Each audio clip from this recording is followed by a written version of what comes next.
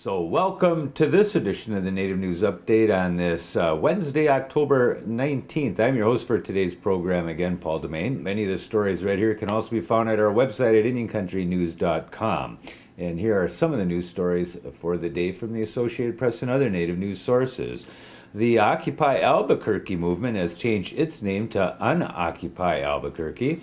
The Daily Lobo reports that protesters voted this last weekend on the name change at its University of New Mexico General Assembly meeting. Clint Cosper said the change addressed concerns raised about the negative connotations of the word occupy in a city with a large Native American population. The name change comes after some in social media referring to the protests in Albuquerque as Liberate Albuquerque. More than 500 Occupy Albuquerque protesters demonstrated outside nearby Wells Fargo Bank and U.S. Bank in Albuquerque this weekend. UNM students are entering their 3rd Street wake-up protesting Wall Street and the corporate greed as part of a national movement that began in New York. And if you keep track of that, you know there are Native people participating in that in Minneapolis and other places around the country as well, including New York. North Carolina's Lumbee are closing enrollment into the tribe for 2 months in preparation for tribal elections. The Robesonian of Lumberton reported the tribe is closing its enrollment books on October 14th in advance of the November 15th elections that will pick a tribal chairperson and 7 council members. The rolls will reopen 30 days after the election as required by tribal law. The tribe has increased its membership by about 2,000 members since late June, boosting membership to nearly 58,000 members. More than 70% live in Robeson, Scotland, Hokie, and Cumberland counties there in North Carolina. Next month's elections will see 4 candidates face off to become the tribe's next chairperson. The winner will complete the remaining year of former chairman Pernell Sweat's term. Sweat resigned last May. The Supreme Court has turned down an appeal from the Oneida Nation claiming that it was underpaid for over 250,000 acres in one-time tribal lands in upstate New York that changed hands more than 150 years ago. The justices left in place a federal appeals court ruling that threw out the Oneida's land claims. The Oneidas say the state illegally purchased land in upstate New York in a series of transactions in the 18th and 19th centuries. They claim New York underpaid for the land in Madison and Oneida counties by about $500,000, a sum now worth about $500 million with interest compounded. The lawsuit was filed in 1974 by the Oneidas of Wisconsin on behalf of Oneidas in New York, Wisconsin, and Ontario, Canada. The third party group that observed the Cherokee Nation special election for principal chief has endorsed the counting process last week. Based on our observation of the counting process, the Carter Center has confidence in the results certified by the commission. Deborah Hakes wrote for the Atlanta-based organization in his preliminary report on the additional walk-in voting days and counting procedures.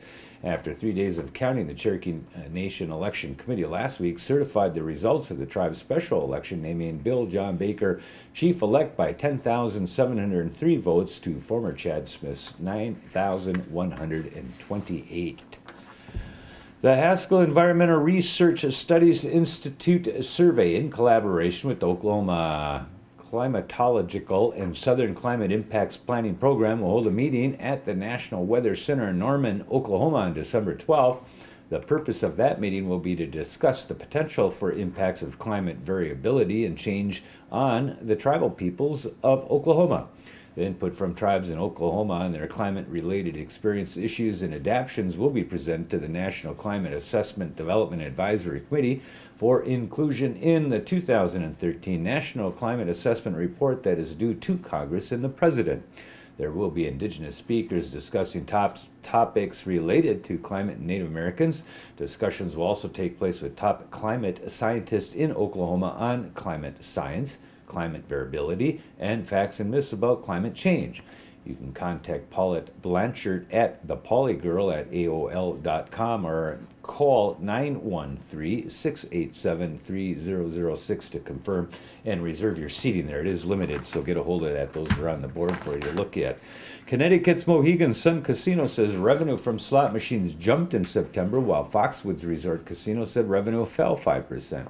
Mohegan Sun said that revenue was $59.8 million, up nearly 4% from September of 2010. It was welcome news to the Indian-run casino, which has reported declining revenues every month since March due to the weak economy and competition from other casinos in the Northeast. Jeffrey E. Hartman, president and chief executive, credited an extra Friday in September, better weather, and effective marketing for the upswing. Foxwoods said slot revenue was $53.2 million, down from $56.1 million in September 2010. Scott Patura, president and chief executive at Foxwoods, said in a statement that despite the persistently weak economy, the casino was generating slot revenue at about the same pace as it did last year at the same time. Backers of a proposed coal swap involved in a Montana tribe said they've reduced the amount of fuel the government would turn over to a Texas company as part of the exchange after federal officials criticized the arrangement as lopsided. Legislation from Montana's congressional delegation originally called for Houston-based Great Northern Properties to gain control over about 150 million tons of publicly owned recoverable coal in the deal from locations in both central and southeastern Montana.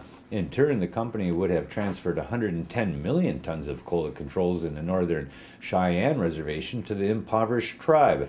But the company and the tribe now say they have revised the terms so that both sides would receive 110 million tons. We're now more on a level playing field, said Tracy Robinson, a member of the Northern Cheyenne Tribal Council. And that's going to be another roundup of news from Indian Country on this edition of the Native News Update. We want to thank you for joining with us, and we'll say Wawanin today. Come back again soon.